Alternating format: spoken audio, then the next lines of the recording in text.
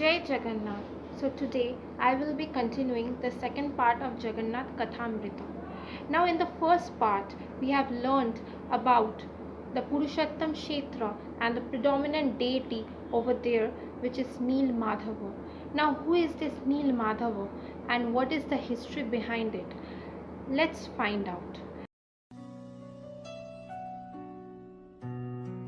Now if we go back to the Dwapar Yuga, we can remember about Gandhari's curse to Sri Krishna regarding the devastation of the whole Yaduvangsha dynasty.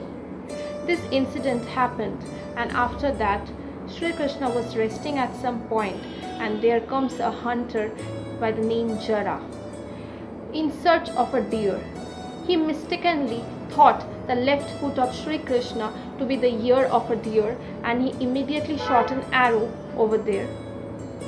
And later when he realized that he had made a sin, a great mistake, then he felt very disappointed and begged for forgiveness.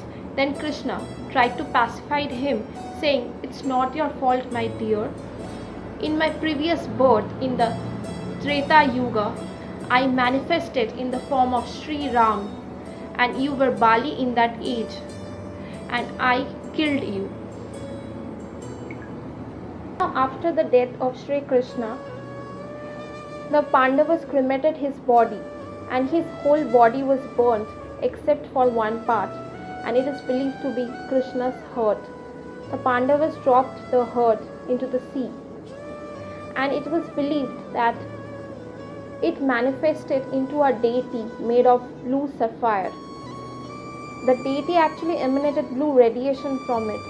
It's called blue Jyoti, blue Abha, and so it's called Neelmadhava. Now it was traced by some tribals known as Shabbas. Now they preserve the deity in the Neelkandhara cave in the Nilachal hill, and they worship the deity for ages. It was a belief, a common belief, that once a king would come and the deity would disappear. So in fear of losing their beloved, their Neelmadhava, they did not allow any foreigner or anyone from outside to enter the Nilakandhara cave and take darshan of the divine deity. Now there was a king by the name Indradumna of the Avanti dynasty. He heard from a pilgrim that taking divine darshan of this deity would free a person from repetitive cycles of birth and death, and the king was very elated by this news. He thought in his mind, let me have the opportunity to have a darshan of this deity of Neelmadhav. So he ordered one of his ministers by the name Vidyapati to go to that place, Utkala district, Purushottam Kshetra, and have a look and trace where is the location of Neelmadhav. And the king and the queen, king is Indradumna and queen is Gundija. They were fasting for several days and several months and several years, and Vidyapati was also in search of the deity. Now Vidyapati finally found the head of the Shabad tribe, who was known by the name Vishwavasu, and he fell in love with his daughter, that is Lalita, and they got married. And after some time, Vidyapati earned the trust of his father-in-law, and it was a common belief that no foreigners were allowed in that Neelkandhara, but being a son-in-law, he got the opportunity, the golden opportunity, to have a darshan of Neelmadhava. He was blindfolded, but he did a trick. While going towards the Neelkandhara, he dropped some seeds, and he waited for the monsoon season so that plants would sprout and he would get the direction of the Neelkandhara cave. He verified the cave and went to the king to inform him about what he saw there. The Jyoti was enormous. It was emanating from the deity, and he couldn't look directly into the eyes of the deity. He looked like this, so much Jyoti and so much. But the deity was so beautiful, what to say. He informed this to the king, and the king immediately made up his mind that I have to rush to that place. I have to take darshan of this deity no matter what happens. Now the king went towards the Orissa state.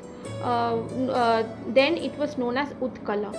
And while reaching the present day Bhubaneswar, the king met the king of that place, and he asked if everything was okay or not. But instead, he got a very bad news. What was that? The deity, there was a cyclone, and the deity of Neelmadhava had just disappeared. And the king was very shocked. He had come from Avanti to Utkala to hear this sad news that the deity had just disappeared. Even Vidyapati had the opportunity of having darshan of this deity, but the king couldn't. They were guided by Narada Muni, and this time Narada Muni told the king that don't worry, all your wishes will be granted, just have patience. You have to perform 1000 yagnas, Ashwamedh yagnas, and after that Neelmadhava would reappear to give you darshan, only to give you darshan. And the king performed them successfully, and after the performance, some screamed like they saw something over the sea there, like a wooden log was floating on the sea, and they couldn't just see. I mean, it was emitting so much blue radiation, just like Neelmadhava. Now, what was that deity? Was it Neelmadhava? Was it the reincarnation or the reappearance of Neelmadhava only to give king the darshan?